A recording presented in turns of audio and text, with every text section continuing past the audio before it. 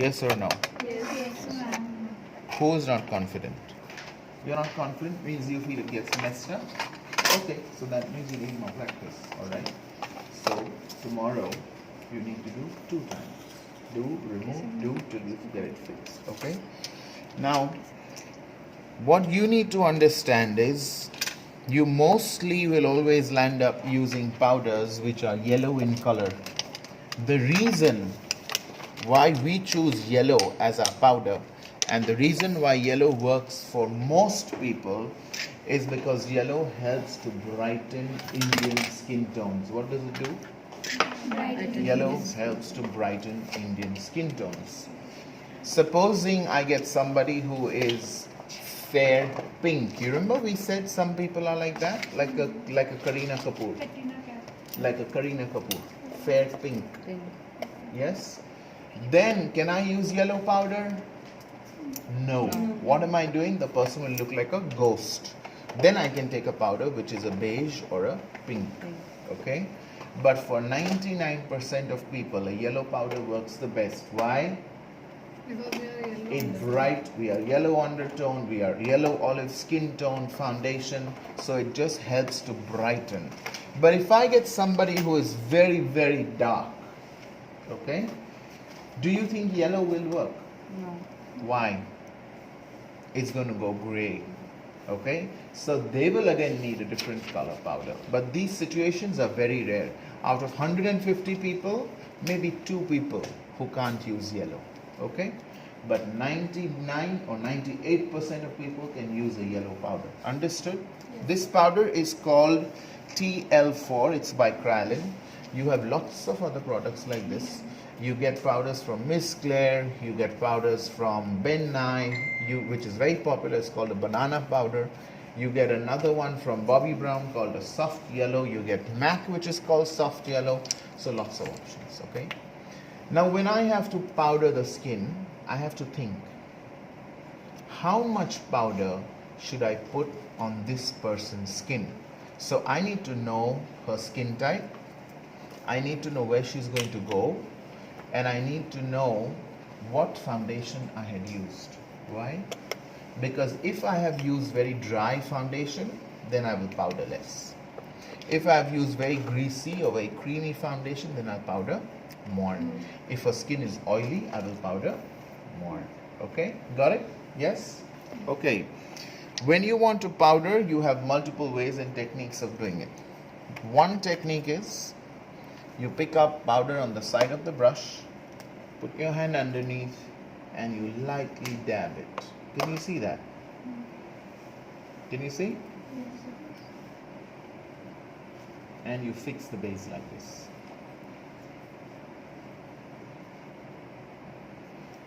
But sometimes when you are in the sun, supposing somebody is doing a wedding, open, outdoor, daytime, like this makeup will never stay. Why? No makeup will stay. Because makeup can be waterproof, but makeup cannot be. Why? Because you have salt. Salt disintegrates and breaks everything. It will all go patchy with a period of time, okay? So this is one way. The other way is if somebody has very, very dry skin. What do they have?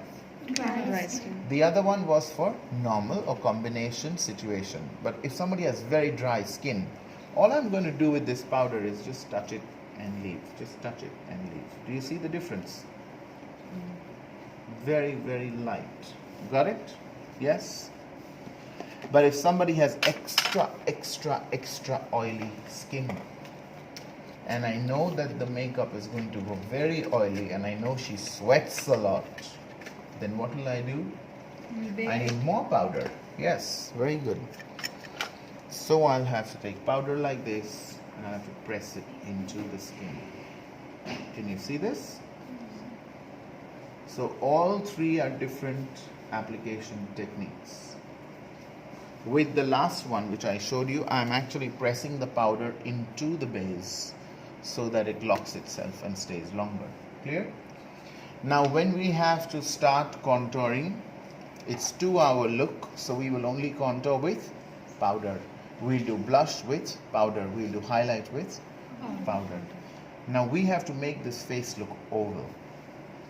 So, who can tell me which are the areas to minus to make this face look oval? Cheek sides. Does anybody know? Cheeks. Cheeks. Full cheek? No, this portion only. So, okay, so she said something very nice and important. 2 shades darker, and she just did this. She just pointed here. So I'm going to shade this bit completely. So you want to make it, you don't want to start it in between. You want to make it look like it's fading into the ear and then coming out. So people can't make out you've done it. It has to look like natural shadow, okay? Yes? 2 shade darker. 2 shades darker. Now do you see this chin here? Yeah? Look a little lower. Now do you see how it came out? I'm going to cut that off also. No.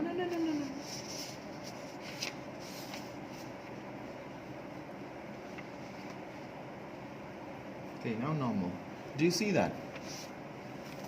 Became sharper Yeah. when you compare this side to this side. Can you see? So then when did you say that you're not able to see? Now can you see? Yeah.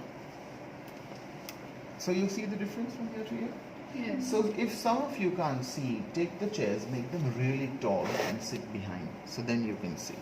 One way to do it. Okay. So we minus this area. Which other area? Size and here. This portion. So you feel this is a little chubby, yeah? Okay.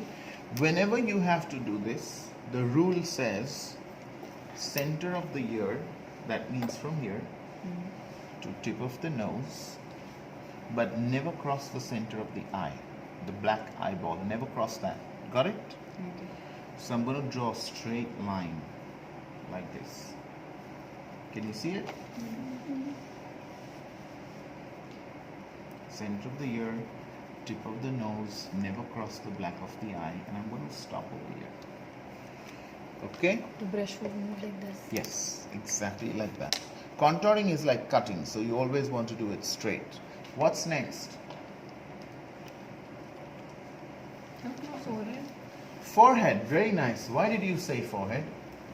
But it will define an oval shape. Yes, and the best part of contouring the forehead is, you've seen people at weddings who sometimes wear foundation and after dancing at their friend's wedding, they have all sweat stuck over here and the face looks like a white mask. Have you seen that? Yes? So to avoid that, you always want to contour the forehead hairline to make it look more natural. Okay, this will also help people who have a receding hairline, whose hair is little back and bigger forehead. Okay, so in proportion it will look nice, and also makeup wise it will look very nice. Okay, so we got this done. All right, which other area? I had written them down on the board. Nose side. So how do you know where? So when you look at the nose, this part seems fine, but this looks broader. Mostly that's the situation. So you want to make your brush flat and straight like a knife. You want to sit on the side bone and you want to come down straight. Can you see this? Got it? Yes? Now, if somebody has the tip of the nose which comes down, you've seen people like that? And you want to push it up because it looks nicer. Then you can apply color here. This will make the nose look shorter. Click there. Concept is understood? Now this is application. Alright? Now I have to blend it. So when I want to blend it, I can take a little larger brush. I pick up the same color and I go in small circles and long strokes. Again the same color. Always lift this upwards. Never make this go this way. Your whole face will hang. Always lift up, always lift up. Got it? After blending, only very little amount of product. Very little, hardly, just a touch. That's it. Yes, no? Always upwards. Get it? And then you have a bit of the forehead. So you want to blend that into the hair, into the hairline. Then the side of the nose, so you want to blend that quantity. Understood? Come closer. If you don't have to, that's fine. Clear? Has everybody understood this concept? Sure. Sir यहाँ Yes. पे आएगा कुछ नहीं किया अभी उससे ज़्यादा if you do it will show like a black mark. Okay. So contouring के लिए ये बहुत important है कि you understand कि contouring natural भी लगना चाहिए. ऐसे नहीं कि कोई आपके पास आए और ऐसे लगे कि यहाँ दाढ़ी मुच्छी काला लाइन किया है. You understand that? You can't have that, ना? We may want it, but we cannot do it because it will show as a dark black patch or dark brown patch. Okay? Now you have to focus on, after contouring, what comes?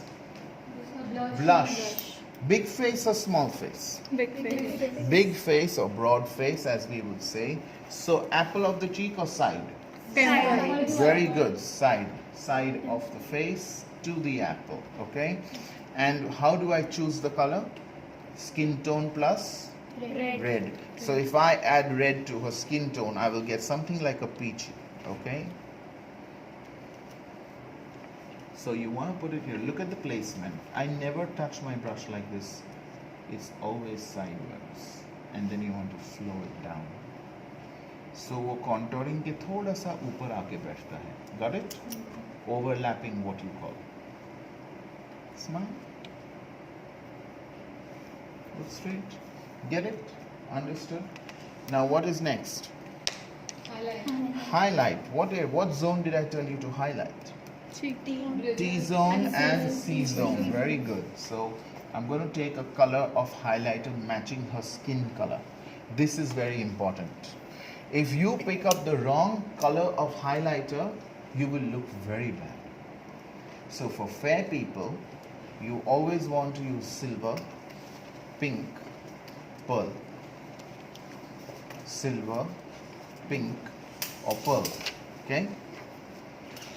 Write this down. This is important.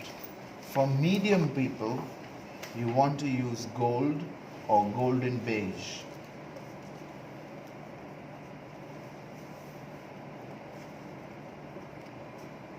And for dark people, you want to use copper and bronze. For dark people, use copper and bronze. Okay? So I'm going to put this next to her and I'm going to see which is the closest color to her skin, and this is the closest color to her skin. And I'm going to lightly do this on the forehead, on the nose, on the lip and chin, and then the C-zone. This is your C-zone. All of you were asking. This is your C-zone. This zone. Do you see Same that? way you did the blush. Same. It's a little higher, it's a little above the blush on the bone, actually on the cheekbone. And then I can do a little bit on the apple of the cheek if I want. Have you understood the concept? Yes? So this is one type. Now there's another type. Okay? Next person. Who was next? Come.